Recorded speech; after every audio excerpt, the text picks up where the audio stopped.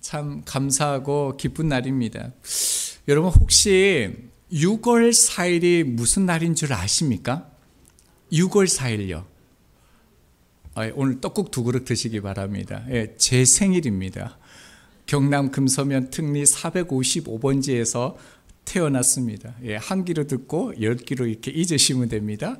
그리고 오늘 6월 4일은요 2002년 월드컵 때 48년 만에 그 폴란드의 2대0으로 그 승리한 날이기도 하죠.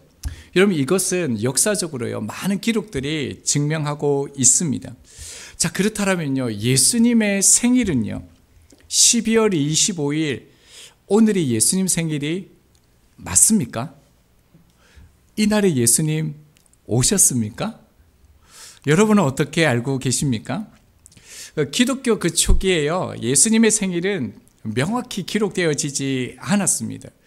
역사학자들은 그 기록들을 바탕으로 통해서요 예수님의 생일이 12월 25일이 아니다라고 주장을 합니다. 일부 연구자들은요 예수님의 탄생일이요 오히려 여름이나 봄일 수 있다 이렇게 주장을 하기도 합니다. 초기 그 교회에서는 성탄절을 따로 지키지 않았는데요 그보다는 부활절이 더 중요한 절기로 지켜지게 되었습니다. 그런데 이제 어느 순간부터 이제 성탄절을 지키기 시작했는데요 약 3세기 후반에 로마의 황제인 콘스탄티누스가 우리 기독교를 공인하면서 기독교의 주요 절기들이 확립되어지기 시작합니다. 그리고 난 다음에 4세기 초에요 로마 카톨릭 교회는 성탄절을 12월 25일로 정하게 되어집니다. 12월 25일로 정해진 그 여러 가지 그 이유들, 견해들도 있는데요. 그 중에요 이 날짜가요 로마 제국 내에서 태양 숭배의 날과 같습니다. 그리고요 겨울절 축제와 연관이 되어져 있기 때문에 예수 그리스도가 세상의 빛으로 오셨다 이것을 드러내기 위해서 12월 25일로 선택되었다라고 그렇게 말합니다. 사실은요 예수님의 그 생일, 예수님께서 언제 태어나시는지 아는 것이 더 이상한 것입니다. 왜 그렇습니까? 예수님은 수많은 사람들이 호적하기 위해서 모이는 어느 날요 임산부가 아이를 놓을 곳이 없어서 구유에서 태어났습니다. 여러분 이 사실이 무엇을 알려줍니까? 예수님이 태어나신 그날을요 아무도 주목하지 않았다는 겁니다. 여러분 예수님 태어나신 날을 아무도 주목하지 않았는데 그 날짜를 누가 기억할 수 있겠습니까? 그래서요 성탄절은요 예수님이 언제 오셨는지 그 날짜를 기념하면서 지키는 것이 아니라요 실제로 주님께서 이 땅에 오심을 기념하고 나의 삶에 예수님을 더 온전케 하는 날이 이 성탄 감사 예배인 것입니다. 자, 1절을 여러분 보면요 누가는요 로마의 역사와 연관지어서 주님의 오심을 지금 말하고 있는데요 가이사 아구스토가 호적을 하라고 칙령을 내렸다라고 이렇게 예수님의 탄생을 기록하고 있습니다. 이 황제죠. 황제의 이름은요 그 옥타비아누스라는 황제입니다. 이 당시에 팍스 로마라고 해가지고 이 로마가 가장 평화로울 때 가장 완전할 때의 왕이 이 왕인데요 옥타비아누스가 이 통치 때에 두 가지를 하게 되어집니다. 군대를 징집하고 또 세금을 걷기 위해서 호적을 하게 되어집니다. 그런데 특이한 것은요 이 유대인들은 징집을 하지 않았습니다. 그러니까 지금 이 호적을 하는 이유는요 그들에게 세금을 걷기 위해서 예외 없이 빠짐없이 다 호적을 하라라고 칙령을 내렸습니다. 그래서 요셉과 마리아도요 갈릴리 나사렛 동네에서요 베들레헴으로 이제 호적을 하러 떠나가게 되어집니다. 그런데 5절 이하를 보면요 마리아가 해산할 날이 찼는데 여러분 임산부가요 묵을 곳이 없는 거예요. 그래서요 자 7절 말씀을 봅니다. 첫 아들을 낳아 강보로 싸서 구유에 뉘었으니 이는 여관에 있을 곳이 없음이러라 라고 말씀하고 있습니다. 여러분 예수님이 마구간에서 나셨습니까? 예수님 어디에서 나셨습니까? 성경은 구유에서 나셨다라고 기록하고 있는데요.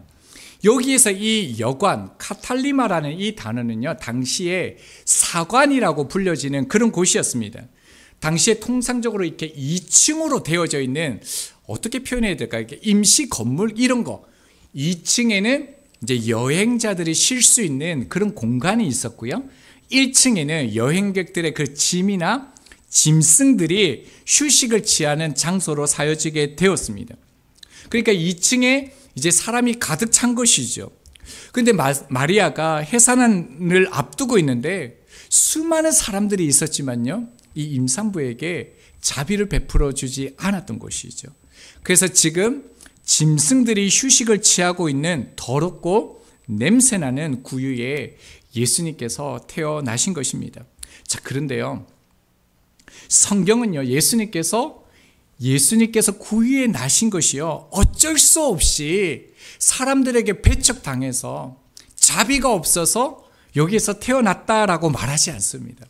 오히려 예수님께서 구유에 나신 것은요, 하나님의 완벽한 통치와 섭리 속에 태어나도록 하셨다라는 것이 성경에서 말하고 있는 것입니다. 여러분, 예수님의 십자가 죽음 하면 뭘 떠올립니까? 가룟 유다. 가룟 유다가 배신했기 때문에 사람들이 예수님을 죽였다, 이렇게 우리들이 기억하는데요, 그렇지 않습니다. 성경의 초점은요, 십자가의 죽음에 가룟 유다가 배신했기 때문에 사람들에 의해서, 대제사장에 의해서 예수님이 죽임을 당했다, 이렇게 말하지 않습니다. 여러분, 성경은요, 가룟 유다가 예수님을 배신할 것을 알았다, 그것을 강조하는 것입니다. 그러니까요, 십자가의 죽음은 사람들에 의해서 어쩔 수 없이 되어진 것이 아니라요, 말씀을 성취하도록, 말씀이 성취되도록 하기 위해서였다는 것이죠. 모든 것들이요, 하나님의 완벽한 다스림, 주관 안에 있다라는 겁니다. 여러분, 지금 이 사건도요, 여러분, 하나님의 그 다스림 속에 있다라는 것입니다. 자, 그렇다면요, 이 배경을 가지고 이제 사건의 현장 속으로 한번 들어가 보겠습니다. 8절 말씀입니다. 그 지역의 목자들이 밤에 밖에서 자기 양떼를 지키더니라고 말합니다. 목자들이 밤중에요, 베들레헴 어느 지역에서 도적대나 짐승들로부터 양을 지키기 위해서 그들을 보호하고 있었습니다. 여러분, 목자 하면 뭐가 생각납니까? 목자, 또 아름답고 선하고 착하고 이런 거 생각나지 않습니까? 귀한 직업, 아마 다윗 때문에 이런 생각을 하는 것 같습니다. 그런데 당시에는요, 정반대의 천한 직업이었습니다. 우리 옛 조선의 백정과 같은 직업이 무엇이냐면요, 이 목자였습니다. 목자들은 창기나 세리 못지않게 유대 사회에서요, 배척을 받는, 천민 취급을 받는 그런 계층들이었습니다. 심지어 그들은요, 법정에서 그들의 그 증인으로요 채택되지 못하고 부정한 자들로 여겼던 사람들이 이 목자들입니다. 왜 그렇겠습니까? 여러분, 이들은 양을 지키기 위해서 율법을 지키지를 못합니다. 여러분, 이들은요, 종교의식에도 예식에도 행할 수가 없습니다. 여러분, 이들은 안식일도 지킬 수 없습니다. 그러니까 이들은 당시에 사회적으로요, 부정한 자들인 것입니다. 그런데 여러분, 놀랍지 않습니까? 사회에서 가장 버림받은, 가장 부정한 자들로 여김을 받았던 그들에게요, 주의 천사가 예수님 탄생에 대한 복음이 가장 먼저 지금 전해지고 있다라는 이 사실은요, 참으로 놀랍습니다. 여러분, 하나님이 어떤 사람의 예배를 받으실까요? 어쩌면은요, 저희의 생각과 다른 사람들의 그 예배를 하나님 기다리시고 받으실 수 있다라는 것이죠. 9절 말씀을 봅니다. 주의 사자가 곁에 섰고 주의 영광이 그들을 두루 비침에 크게 무서워하는지라. 여러분, 길을 가는데요, 골목길을 가는데 갑자기 큰 빛이 나에게 막 다가오는 거예요. 그리고 그 빛이 내 앞에 딱 멈추는 거예요. 여러분, 딱 그때 여러분 무슨 생각할 것 같습니까? 납치당하는 거 아닐까? 막 이런 생각 안 들겠습니까? 막 두렵지 않겠습니까? 지금요, 빛이 없는 곳에 너무나 강력한 빛이 목자들에게 훅 들어온 거예요. 그때 천사가 그들 가까이요, 그들 곁에 선 것이에요. 주의 영광의 빛이 목자들을 비춘 것입니다. 여러분, 이 빛은요, 지금껏 한 번도 경험한 적이 없는 그 밝은 빛이었습니다. 여러분, 이 하나님의 빛이 여러분에게 비치면 어떨 것 같습니까? 너무 사모되지 않습니까? 기대되지 않습니까? 그런데 그렇지가 않아요. 목자들이 어떻게 표현합니까? 크게 무서워했다라는 거예요. 여러분, 하나님의 영광의 빛이 우리 가운데 비춰지면 여러분 두렵고 떨립니다. 여러분, 출애굽한 이스라엘 백성들이 그 시내 산에서 하나님의 말씀을 듣는데 하나님의 영광이 그들 가운데 임합니다.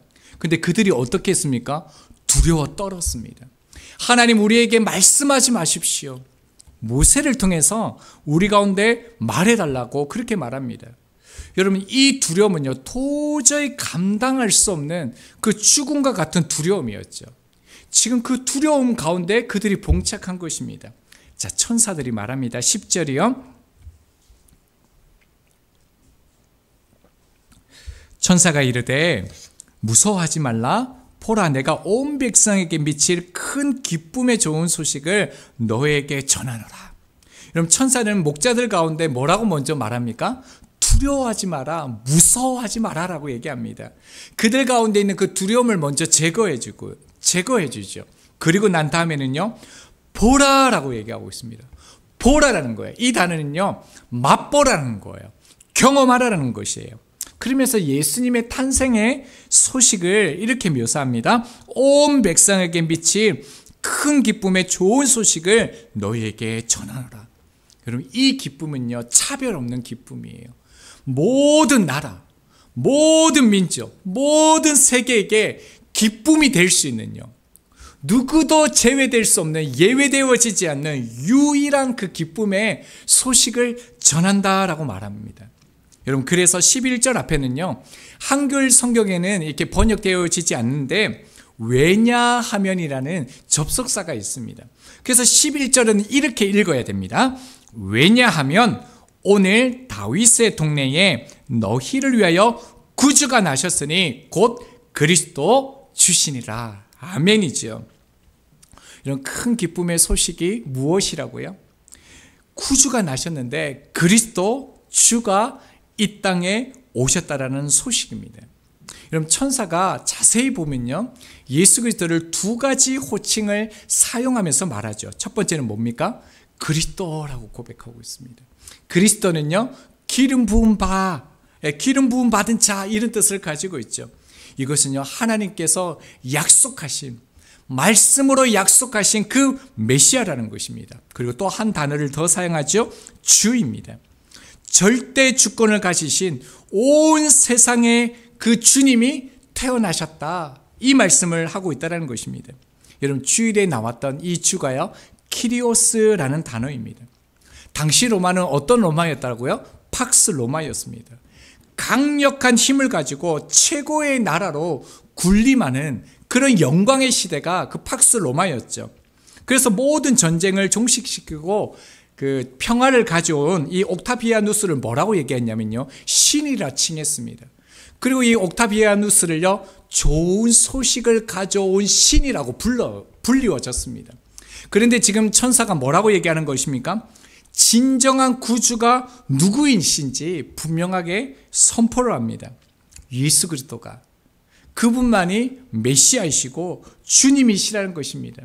이 역사 속에서 수많은 사사들 중에 하나와 같은 또 다른 구원자가 아니라요, 우리의 진정한 구주라는 것을 분명하게 밝혀 말씀하십니다. 자, 12절 봅니다. 너희가 가서 강보에 쌓여 구유에 뉘어 있는 아기를 보리니 이것이 너희에게 표적이니라 하더니라고 말씀합니다. 이 강보는요, 면으로 이렇게 만들어진 작은 천조각입니다. 당시에 이 강보에 쌓인 아기는요, 여럿이 있을 것입니다. 예수님뿐만 아니라 아기들이 많이 태어났을 것입니다. 그런데요, 강보에 쌓인 아이가 구유에 누워져 있는 것은요, 결코요, 일어날 수 없는 일이라는 것입니다. 그리고 이것이 무엇이라고 말합니까? 표적이라는 거예요. 아기가 강보에 쌓여 있는데 구유에 누워있는 이것은요, 유일한 표적이라는 거예요. 무슨 의미입니까? 이 또한요, 예수 그리스도께서 우연히 태어나신 게 아니다라는 거예요. 필연적으로 하나님께서 역사 속에서 모든 상황과 모든 환경 속에서 예수 그리스도를 그렇게 태어나게 하셨다, 이것을 말씀하시는 것이죠. 자, 그런데 천사가요, 이 놀라운 선언을 했습니다. 그런데 충분하지 않는 듯요, 놀라운 일이 일어납니다. 우리 13절이요. 호련히 수많은 천군이 그 천사들과 함께 하나님을 찬송하여 이르되, 호련히요, 갑자기 수많은 천군 천사들이 나타났습니다. 그리고요, 목자들과 함께 어떻게 해요? 그 하나님을 찬송합니다. 예배합니다. 아무도 예상하지 못했던 첫 번째 예배자, 목자들을 통해서요, 아기 예수님께서 경배 받으시는 장면이 오늘 우리 가운데 드러나고 있는 것이죠. 자, 그러면서 그들의 예배의 내용을 볼까요? 우리 14절은 같이 한번 보겠습니다. 14절입니다. 시작. 지극히 높은 곳에서는 하나님께 영광이요, 땅에서는 하나님이 기뻐하신 사람들 중에 평화로다 하니라. 아멘. 여러분, 하늘의 평화가요, 이 땅 가운데 임했습니다. 여기에서 이 평화가 무엇입니까? 샬롬이죠. 여러분, 샬롬이라는 이 단어는요, 하나님 안에서, 하나님의 성품, 하나님의 속성 안에서만 누릴 수 있는 샬롬, 평화, 평안이라는 것입니다. 그런데 이제 하나님 안에 있는 이 평화를 누릴 수 있게 됐다라는 거예요. 누구 안에서요? 예수 그리스도 안에서. 여러분, 이 땅을 살아가면서도요, 저희들이요, 이 하나님 안에서 이 샬롬을 누릴 수 있게 되어졌다라는 거예요. 그래서 이 놀라운 은총을 예배하는 것이죠. 자, 그런데 이 장면을요, 조금 더 이렇게 우리가 집중해서 살펴보면요, 호련히 허다한 천군 천사들이 하나님을 찬양해요. 여러분, 얼마나 황홀하겠습니까? 얼마나 놀랐겠습니까? 그 앞에요, 몇 명의 목자들이 앉아서 예배하고 있습니다. 베들레헴 진영 밖에서요, 예배도 드릴 수 없는 이 불쌍한 목자들이요, 사회에서 완전히 버려진 사람들, 몇 사람들을 위해서 지금 어떤 일이 일어나고 있습니까? 호련히 허다한 천군 천사들이 모여서요, 그 앞에서 지금 찬양을 하고 있는 거예요. 예배하고 있는 거예요. 여러분, 이걸 한번 상상해 보십시오. 얼마 전에 해운대에서 성령 집회를 했었죠. 한 10만 명 정도 모였다라고 그렇게 얘기를 하더라고요. 여러분, 만약에요, 성령 집회를 준비했는데 그 넓은 자리에, 그 해운대 그 백사장 그 넓은 자리에요, 목자들, 이 불쌍한 목자들과 같은 소외된 자들 몇 명이 그 자리에 모였다. 여러분, 한번 상상해 보시겠습니까? 너무 초라하죠. 너무 빈약하죠. 여러분, 그 예배를 향하여 여러분 영광스럽다라고 말할 수 있습니까? 여러분, 그 예배를 보면서, 그 성령 집회를 보면서 정말 하나님께서 역사하셨다, 은혜로운 예배였다라고 말할 수 있습니까? 그런데 여러분, 지금 오늘 이 장면이요, 성경 속에서 드러나고 있다는 겁니다. 그 예배는요, 우리가 볼 때 완전히 망한 것입니다. 여러분, 이 목자들은 예루살렘 성전에서 제물로 바쳐질 그 희생양을 키우고 지키지만요, 자기들은 예배 드릴 수 없는 자들이었습니다. 베들레헴까지는요, 그들이 한 8km 정도 되어지는, 한 2-3시간 정도면 갈 수 있는데요, 정작 그들은 예배하지 못하는 그런 희생양이 되어졌던 사람들입니다. 그런데 성경은요, 하나님께서 세상 죄를 사하시기 위해서 어린 양 예수 그리스도를 보내주신 이 놀라운 사건 가운데 첫 번째로 경배하도록 부르셨던 그 사람이요, 이 목자들을 부르셨다는 겁니다. 그리고 그들을 위하여 이 놀라운 예배를 하나님께서 허락하셨대요. 하나님은 이 놀라운 역사의 이 자리에요, 온갖 정결의식으로 가장 거룩하게 예배했던 대제사장들을 부르지 않았다는 것을 우리가 기억해야 됩니다. 나는 다른 사람들 토색, 불의, 간음을 하는 자들과 같이 아니하다고 따로 서서 말한 바리새인들을 부르지 않았습니다. 율법을 깊이 연구하고 해석하고 누구보다도 하나님을 잘 압니다. 하나님을 따라갑니다라고 말했던 서기관들, 그들을 부르셔서 경배를 받으시고 예배하게 하지 않으셨다라는 것입니다. 여러분, 십자가를 지시고 죽으신 예수님께서 다시 부활하셨을 때요, 가장 처음 예수님을 만나서 경배했던 사람들이 누구인지 혹시 기억하십니까? 마태복음 28장 9절입니다. 예수께서 그들을 만나 이르시되 평안하냐 하시거늘 여자들이 나아가 그 발을 붙잡고 경배하니. 여러분, 놀랍지 않습니까? 예수님께서 부활하신 그 첫 번째 사건에 예배받은 자들이요, 여인들이었습니다. 여러분, 당시 이 여인들도요, 숫자로도 취급되지 않았죠. 세지도 않은 시대였습니다. 그뿐만 아니라 목자들과 마찬가지로요, 법정에서 증언에도요, 채택되지 않는 그런 자들이었습니다. 법률적으로 인정받지 못하는 그런 이들이었죠. 그러나요, 하나님은 가장 낮고 작은, 법적으로도 인정받지 못하는 여인들을 통해서 부활의 증인으로 경배 받으셨다는 것을 여러분, 우리가 기억해야 됩니다. 여러분, 이것은요, 하나님이 받으시는 예배를 보여주실 뿐만 아니라 하나님께서 어떻게 우리 인생 가운데 일하시는 것을 보여주시는 것입니다. 여러분, 혹시 이런 말 아세요? 소금을 얻기 위하여 바닷물을 끓이지 마라라는 말을 아세요? 여러분, 소금이 100원인데요. 그 물을 끓이는 비용이 10,000원입니다. 여러분, 비효율적이죠. 막대한 손해가 있습니다. 근데 여러분, 그렇게 하시겠습니까? 그렇게 할 수 있겠습니까? 그런데요, 하나님이 하시는 방법은 이 방법이라는 거예요. 이렇게 하나님의 사랑을 이 땅 가운데 드러내시는 거예요. 여러분, 저희 교회가요, 이 하나님의 방법으로 이 지역을 섬기고 사랑할 수 있는 교회가 더욱더 되어졌으면 좋겠다라는 그런 마음을 가지게 되었습니다. 여러분, 이것은요, 사회 가운데 소외당하고 홀로 된 그분들을 위해서, 아주 작은 한 사람 한 사람 그들을 위해서요, 온 교회가요, 온 식구들이 온 힘을 다해서 그분들을 섬기고 예배하는 거예요. 여러분, 우리가 이 지역을 섬기기 위해서 많은 돈을 들이고 많은 준비를 했는데요, 몇 사람밖에 오지 않았는 거예요. 아주 작은 사람이 오신 거예요. 그럼에도 불구하고요, 기뻐하고 우리의 모든 것을 쏟아낼 수 있는 이 하나님의 방법이에요.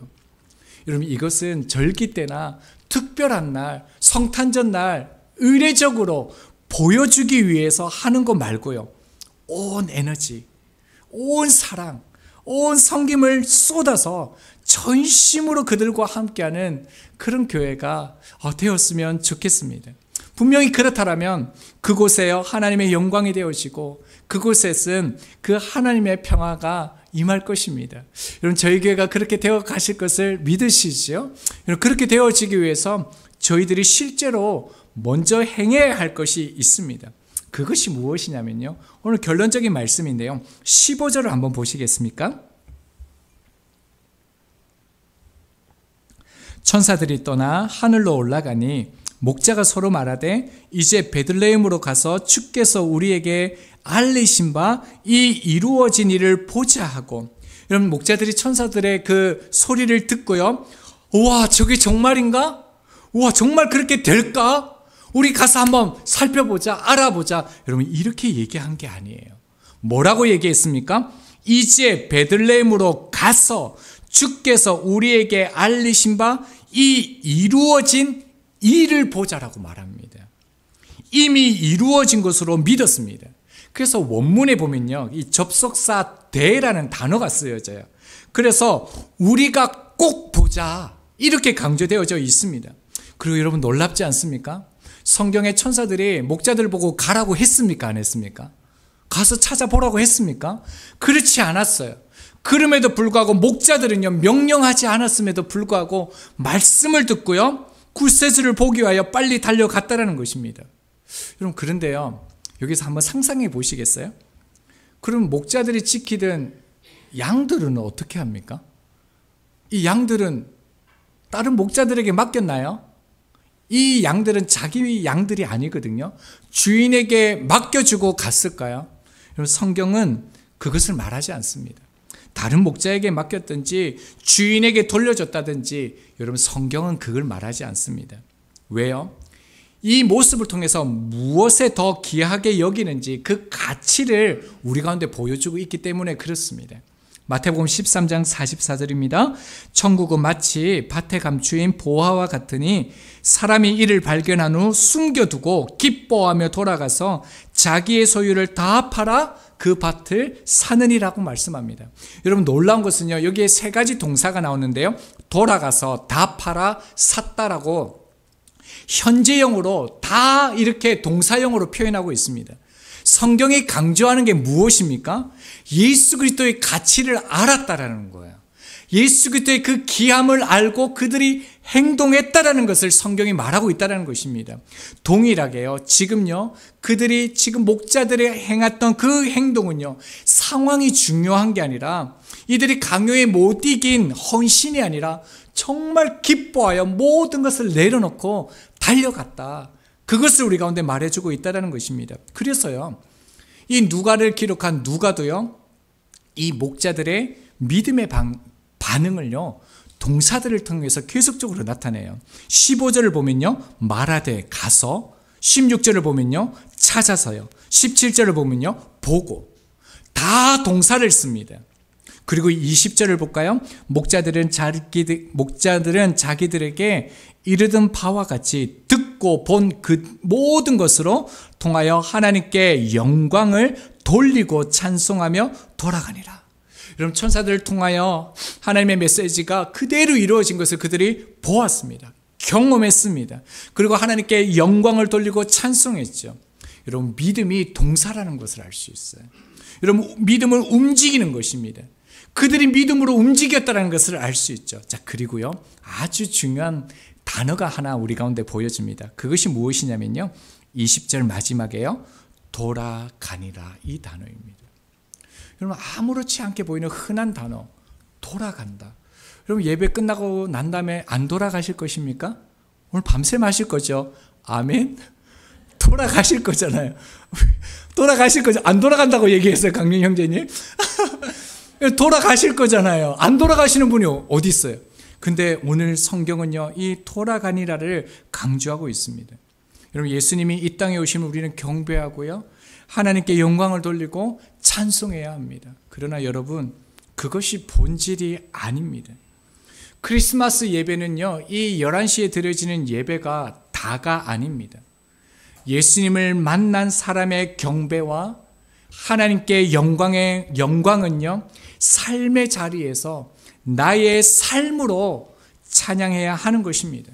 그래서 11절에요, 오늘 너희를 위하여 구주가 나셨다라고 이렇게 말하는데요, 이 오늘이라는 이 단어는요, 세메론이라는 이 단어입니다.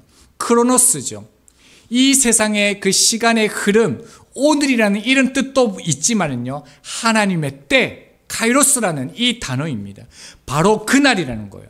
그러니까요, 2000년 전에 있었던 과거의 사건이 아니라 예수 그리스도께서 오신 그 사건이요, 오늘 이 시간에 나에게, 이 땅에 오신 나의 그리스도, 나의 주가 되시는 사건이 되어져야 된다는 것입니다. 그러나 2000년 전에 오신 이 예수 그리스도의 사건이요, 사건으로만 아는 것은요, 종교에 불과하는 것이죠. 그래서 지금 오늘 이 순간에 예수 그리스도가요, 믿음의 실체가 되어야 한다는 것입니다.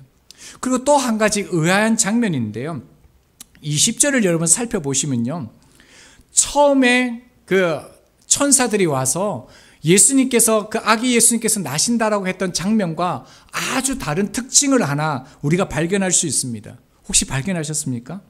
여러분, 아기 예수님께서 나셨는데요, 외양간에요, 천사 한 명 보이지 않아요. 여러분, 찾으셨습니까? 호련히 천군 천사가 나타났습니까?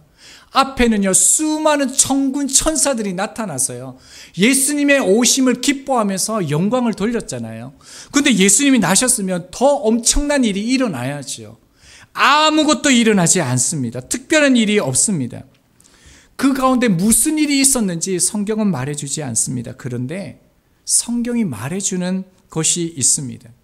목자들이 예수님을 보았고요, 그들이 돌아갔다라는 것을 강조하고 있다는 겁니다. 이런 목자들이 예수님을 보고 난 다음에 다른 곳으로 가지 않았어요. 다른 역할을 하지 않았어요. 여러분, 다른 직업을 찾지 않았어요. 여러분, 목자들은요, 우리가 생각할 때 이렇게 선하고 착한 사람으로 이미지가 갖고 있는데 전혀 그렇지 않아요. 오히려 정반대일 것입니다. 왜냐하면 여러분, 그 밤에, 그 추운 밤에, 그 무서운 밤에 도적대들과 싸워야 돼요. 여러분, 그 짐승들과 싸워야 되는데 저처럼 이렇게 빈약한 사람들이 거기 있을 수 있겠습니까? 있을 수가 없는 거예요. 여러분, 그 양들을 지키기 위해서는요, 강해야 돼요. 갈릴리 어부들과처럼 성격이 난폭해야 돼요. 때론 술로 취해져 있는 그런 거친 사람들이었을 것입니다.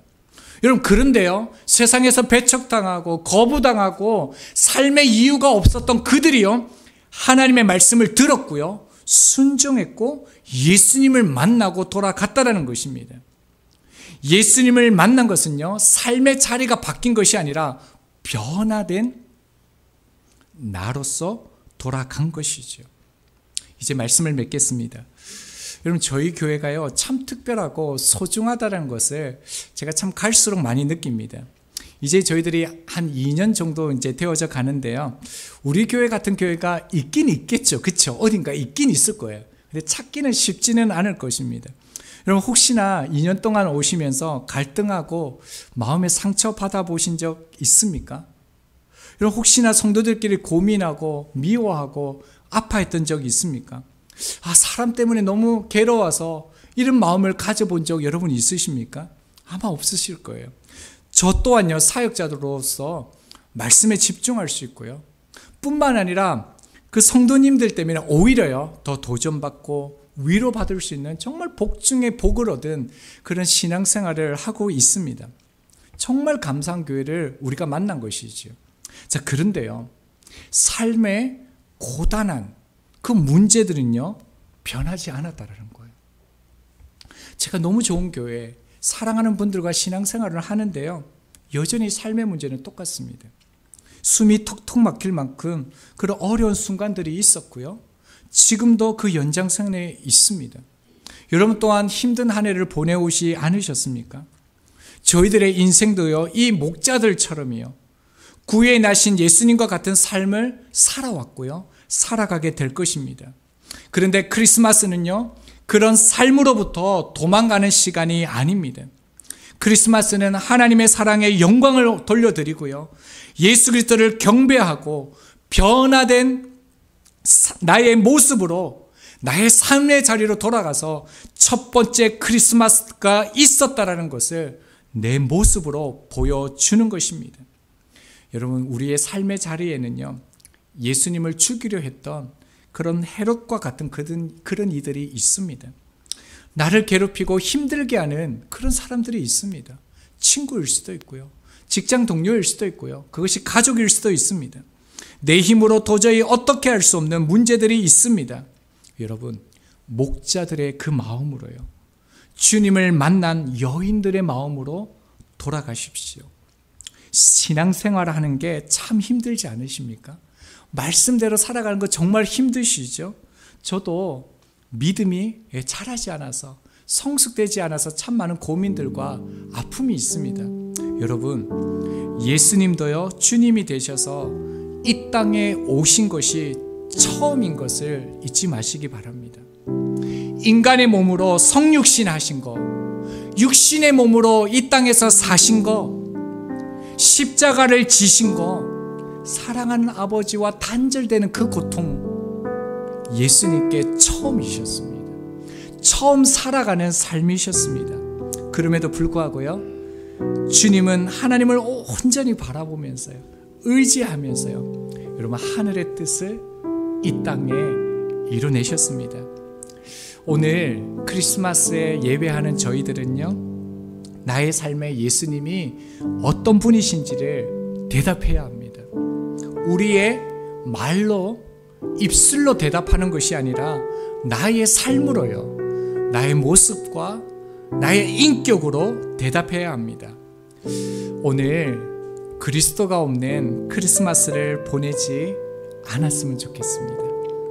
첫 번째 크리스마스가 있었고요, 두 번째 크리스마스가 반드시 있을 것입니다. 예수 그리스도께서 다시 오실 것입니다. 두 번째 크리스마스는 곧 이루어질 것입니다. 예수 그리스도로 더욱 충만한 저희들이 되기를 소망합니다.